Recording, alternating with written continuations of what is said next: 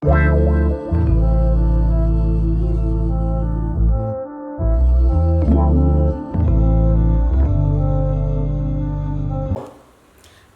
et bienvenue sur notre émission Invest Now. Je suis votre présentatrice Sarah Kankolongo. Et aujourd'hui, comme d'habitude, nous sommes allés vous chercher un investisseur africain qui va nous parler de sa compagnie. Restez branchés.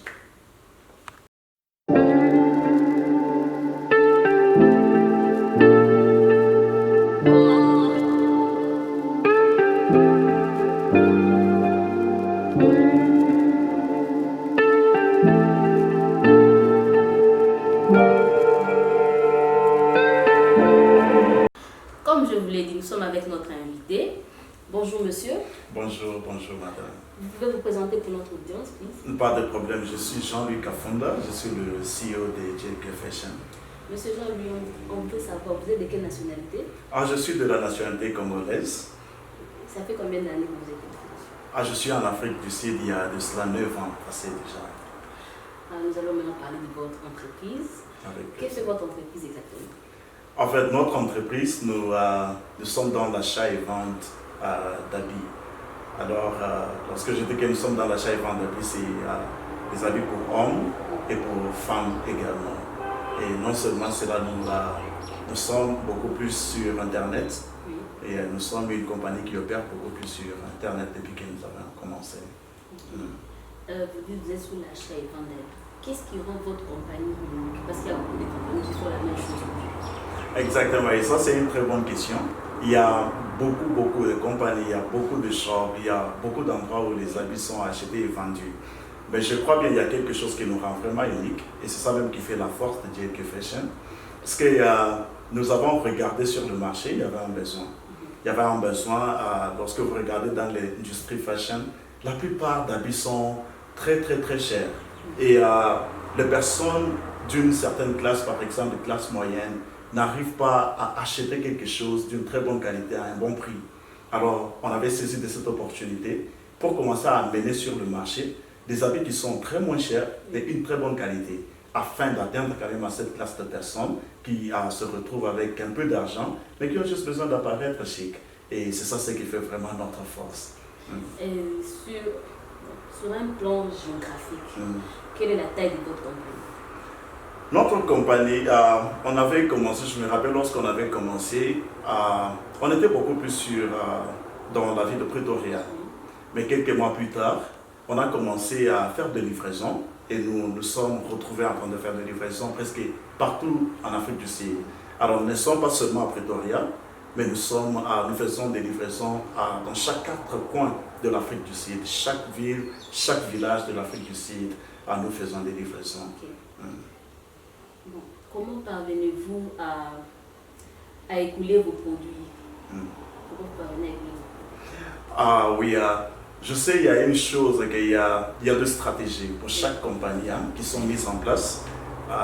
Chaque compagnie essaie d'étudier un peu le marché. Et je crois bien que c'est le désir de chaque entrepreneur. C'est de voir son service accepté, c'est de voir ses marchandises partir un peu vite. Et je crois bien que ça a été une de mes priorités dès le début. Je pensais toujours à cette question-là, comment est-ce que je peux faire une bonne vente? Et par là, je suis venu maintenant avec une stratégie. Juste comme j'ai dit pas très longtemps, qu'il y a quelque chose, il y a eu un besoin dans le marché. Et j'ai trouvé bon d'amener une bonne qualité d'habits, mais à un prix très abordable.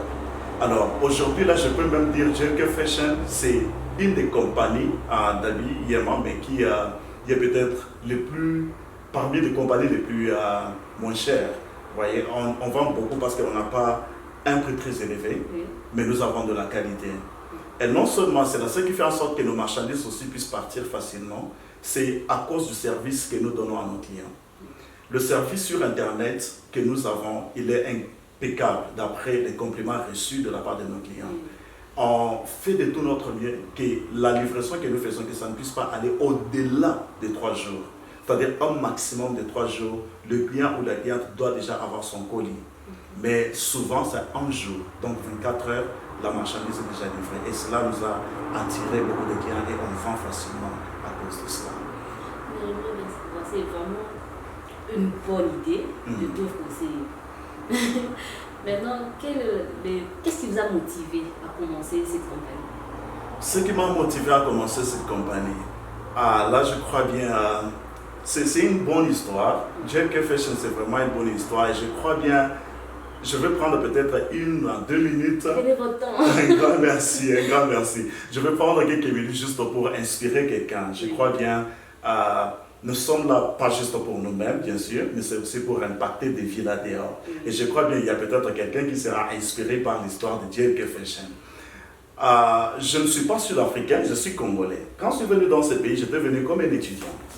Et après avoir fait mes études, je me suis retrouvé, ma famille ne voulait plus me supporter. Alors j'étais moi-même, je ne savais plus quoi faire. Financièrement parlant, j'étais vraiment cassé, je n'avais plus d'argent. Et un jour, je me suis dit, qu'est-ce que je peux faire? Et j'ai une idée. Mon nom, c'est Jean-Louis Kafunda. Et de là, je me suis dit, oh, JLK, j'aimerais entrer dans le monde PMA parce que j'aime beaucoup les habits. Alors, JLK, je me suis dit, ok, la compagnie sera JLK Fashion. Et lorsque j'ai commencé cette compagnie, on a, il y a un peu d'années passées, on a ouvert un petit shop à Marabastad, Pretoria. Et lorsqu'on avait ouvert ce shop, on s'est retrouvé, je me disais, comme je viens d'ouvrir ces shops ici, je sais que je vais me faire beaucoup d'argent et je serai très riche. Et je n'avais pas raison, j'avais tort en fait, d'avoir cette manière de réfléchir. J'ai commencé là, je me suis retrouvé, il y a eu des jours où j'ai vendu 300 rand, il y a eu des jours où j'ai vendu 4000 rand, il y a eu aussi des jours où j'ai vendu 5 rand. La journée commence et finit, j'ai vendu 5 rand seulement. Et je reste toute la journée, j'ai faim, j'ai besoin de manger quelque chose. Je prends les 5 rand, j'achète les chips et je mange, je rentre à la maison, je n'ai rien. Ouais.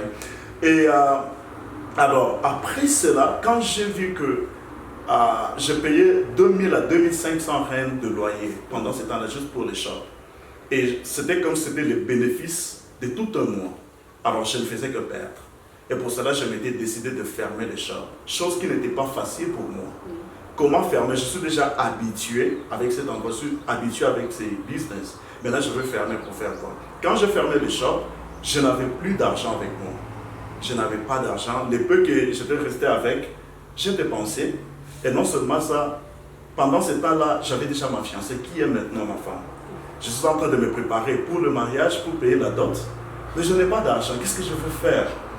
Alors, chose bizarre, un jour je m'étais retrouvé, j'avais 300 rand. J'étais resté avec 300 rand dans ma poche. On était avec elle en train de penser, en train de parler un peu de notre vie, l'avenir. Et après ça, je lui ai dit, regarde, je suis resté avec 300 rand. Si je garde ces 300 rand jusqu'à demain, il est fort possible que je puisse dépenser ça avec le transport, une idée ou bien quelque chose à manger.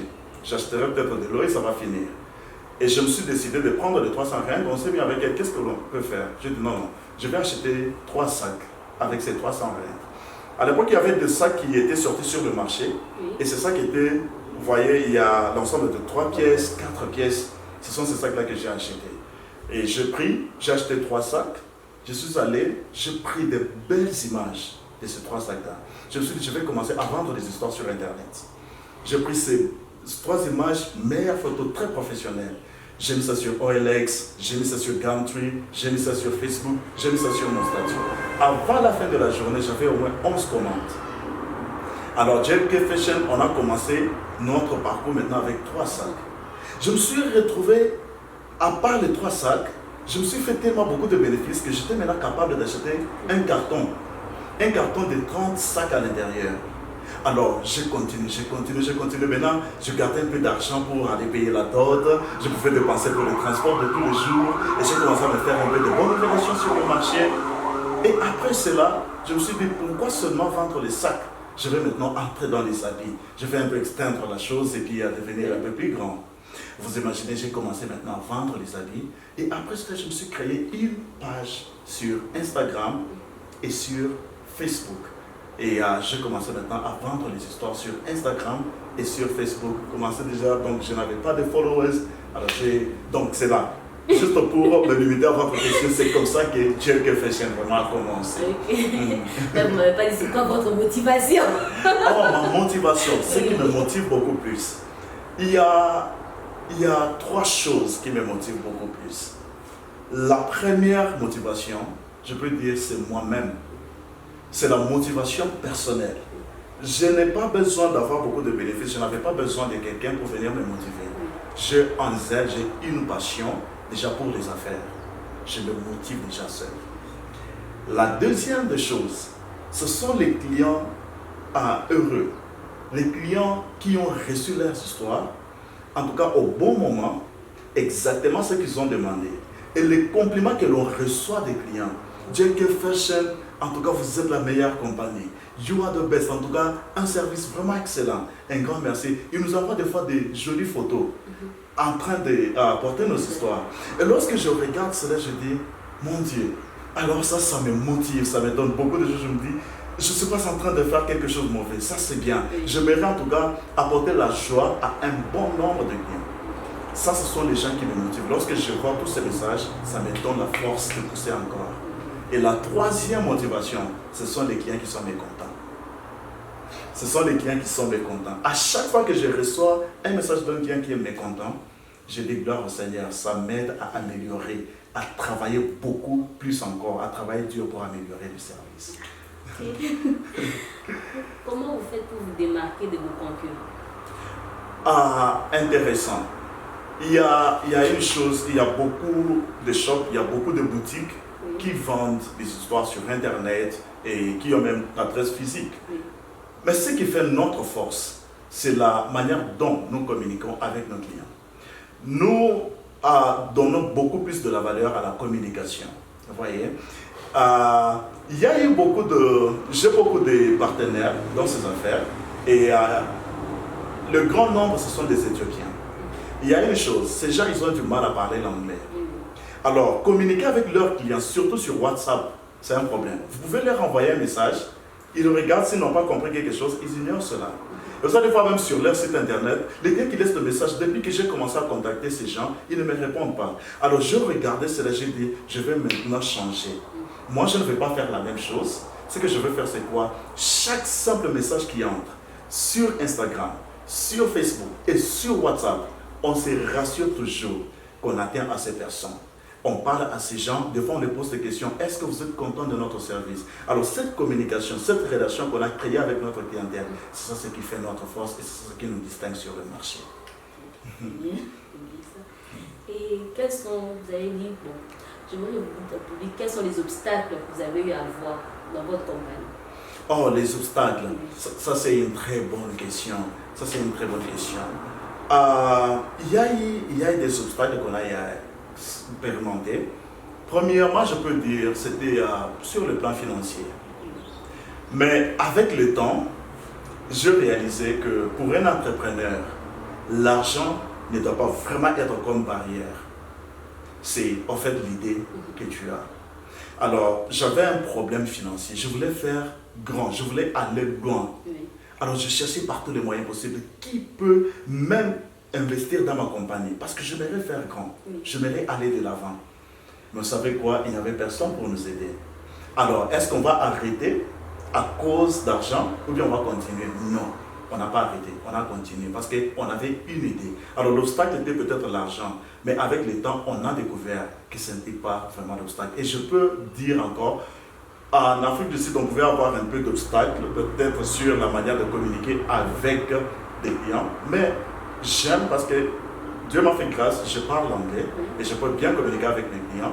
Et ma femme parle aussi l'anglais, elle parle africain, elle parle aussi quelques langues sud-africaines. Ce qui a fait que la communication est devenue maintenant plus simple et plus facile avec nos clients. Donc on n'a pas expérimenté beaucoup de problèmes. Et non seulement ça aussi, je m'excuse, ça c'est un point très important. Percer dans le marché ici, c'est pas facile parce que moi je suis congolais, vous ne trouvez pas beaucoup de Congolais dans ces marchés. C'est beaucoup plus des Éthiopiens, des Chinois, des Indiens qui sont dans ces histoires. Alors, je devais maintenant me créer une forte relation avec les Éthiopiens, avec tous ces gens, afin de percer dans ces marchés. Ça m'a affecté un peu bien avant, mais lorsque je me suis créé ces relations, et ça a rendu les choses plus faciles et plus simples pour moi. Je vois que vous dites nous. J'aimerais bien savoir qui est le nous dans la compagnie. En tout cas, un grand merci pour cela. En fait, vous n'êtes pas la première personne à me poser cette question, parce que dans ma façon de parler, même en anglais, j'ai toujours dit oui, oui, oui. Il y a une chose, la compagnie, ce qui fait la force et la stabilité d'une compagnie, ce n'est pas une personne, mais c'est l'équipe. Et c'est la raison pour laquelle à chaque fois que je parle de JKFH, je sais que je suis le fondateur, je sais que je suis le visionnaire. Mais lorsque je présente l'image de JKFH là dehors, je sais un peu de disparaître et je mets de l'avant en tout cas mon équipe. Alors mon équipe, lorsque je parle de nous, c'est moi, c'est ma femme, il y a mes partenaires en tout cas dans ça, avec 50%. Et non seulement ça, il y a 3 personnes qui sont en train de travailler pour nous. Alors nous sommes à 5.